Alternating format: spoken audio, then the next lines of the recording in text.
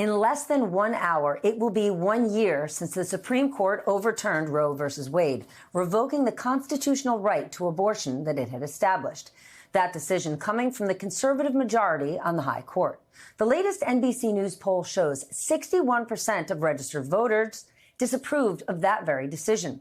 In the years since that ruling, abortion has been banned or made unavailable in more than a dozen states, and it is severely restricted in nearly 10 others.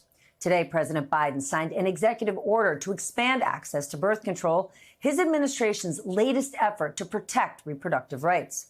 Late this afternoon, Biden and Vice President Harris spoke about those rights. We stand for the freedom of every American, including the freedom of every person, everywhere, to make decisions about their own body. So we fight for reproductive rights and legislation that restores the protections of Roe v. Wade. MAGA Republicans have made clear that they don't intend to stop with the Dobbs decision. No, they won't, until they get a national ban. If somehow Congress were to pass a national ban, I will veto it.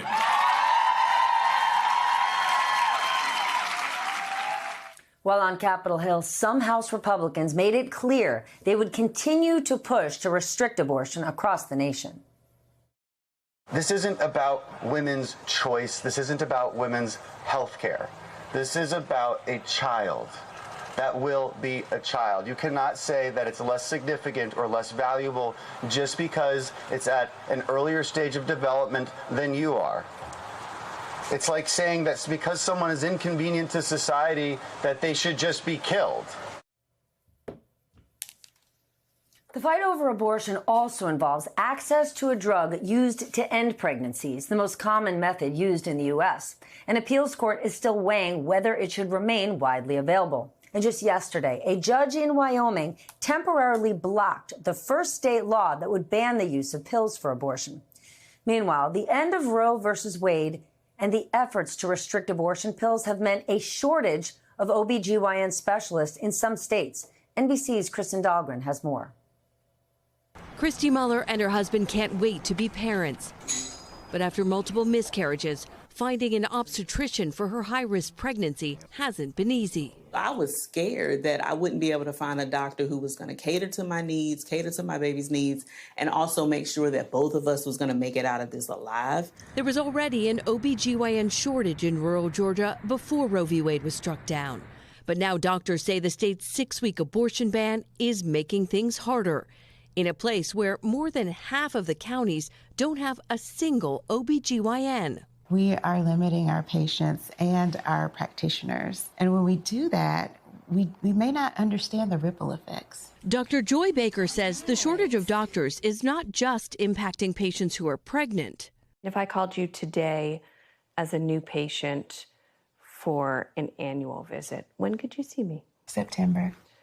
That means waiting months for even routine women's care, like breast and cervical cancer screening. And new doctors may be hard to lure to Georgia.